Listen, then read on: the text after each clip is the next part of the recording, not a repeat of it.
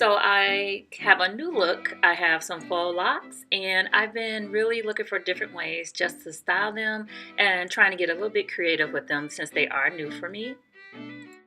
So I was able to find this beautiful inspiration photo of YaYa. If you guys don't know her, she's from America's Next Top Model. She was in one of the very early seasons when it first started. So what I'm going to do is try to duplicate this style. If you would like to see more details, please continue to watch.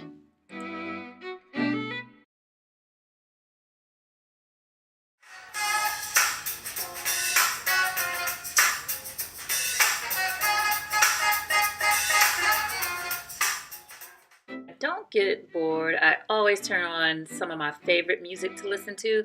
Today it is the brand new Heavies. It's the best band. It's my favorite band at the moment. So that's what I'm going to do. Most times I do use a concealer as a base for my eyes just to even out the color, take any redness away or any darkness. Then I like to go in with a translucent powder to make everything set nicely. I'm using this color. It's sort of like a taupe, I want to say kind of grayish, brownish type color. I'm just going to use that color in the crease. And I also went in with a beige type of cream type eyeshadow. I added that on top of my eyelid, my mobile eyelid area. Then on top of that directly, I added the pale pink in the same palette.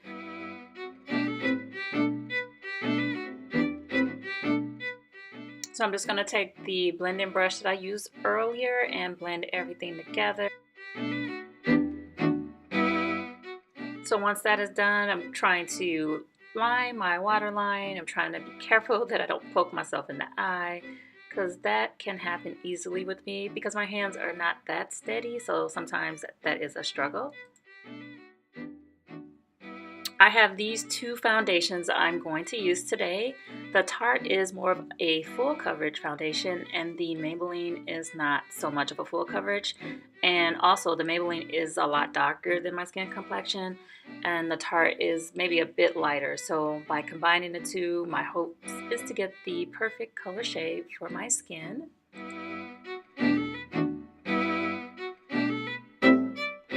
Finally, I got that blended in. So now let's take this handy dandy bright yellow cream colored concealer. It is a LA Girl Pro Concealer. I'm just going to add that in the typical places most people add it or use it or apply it. Under my eyes, down the bridge of my nose, on my chin, and a bit on my forehead.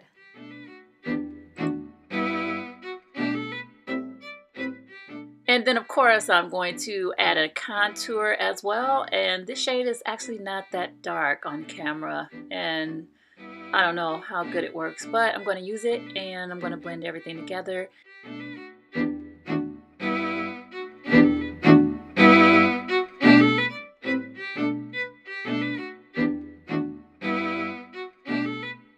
And you want to make sure that this part, you take your time, you blend everything in, you use a sponge, you use different products just to make sure everything kind of lays and it applies to your skin in a natural way.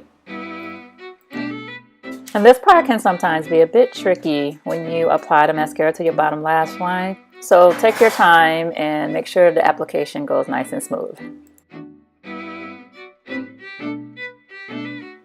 This part drives me crazy sometimes. This loose powder can be so messy and it's like gets everywhere. So that's why I'm like, oh my God, get this stuff off of me. But it does make a difference when you apply it to your makeup. So that's why I go through the struggle. I literally like had this blush forever, but it is so timely. It is perfect for an everyday look and for a look that I'm going for today. So I'm just going to apply a bit of that to my cheeks, and I'm going to kind of take it up a bit. So I'm going to use this product right here to add some glow to my face. You know, we got to glow these days. I actually have one that's in a golden shade. I could not find it, so I did use this one, and this one did suffice. So just slowly pat it in until the product kind of disappears into your face and you are nice and shiny. Now we are almost done. We are just going to finish this up with this lip cream. It's by Milani and the color is number 16. It's called Sweetheart. I love this color. It's so beautiful, so pigmented. So I'm just going to kind of line my lips as if this was a lip liner, and then apply a lipstick after.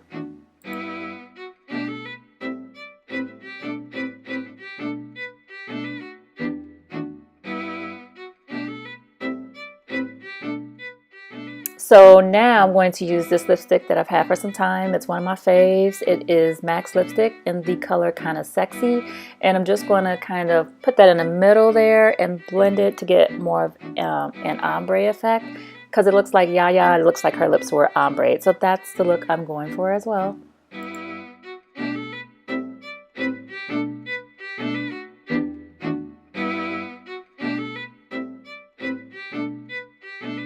We are now moving on to the hair, so I'm taking a scarf off, I'm unleashing these dreads, these faux locks, and I'm just going to part it in a way that I can kind of make a side bang. I'm just going to pull like just random pieces together. I'm going to pull that to the front and I'm going to clip it. So I'm just flipping my head down. I'm trying to pull all of the locks to the front so it makes it easier to gather everything into one top knot. It's kind of difficult for me because all of my locks are they vary in length. So it's going to take me a little bit more time to get this done versus if someone had their locks were all the same length, it would go a bit faster.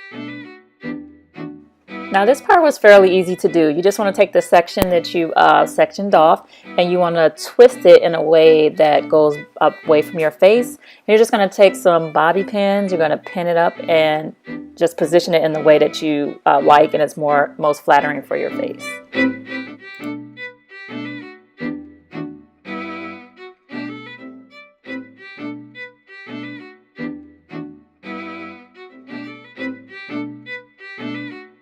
Now the attire, she had on this beautiful, beautiful lime greenish type of dress, and I have one that's more of a regular green. So yeah, it didn't do the trick so much, but it works.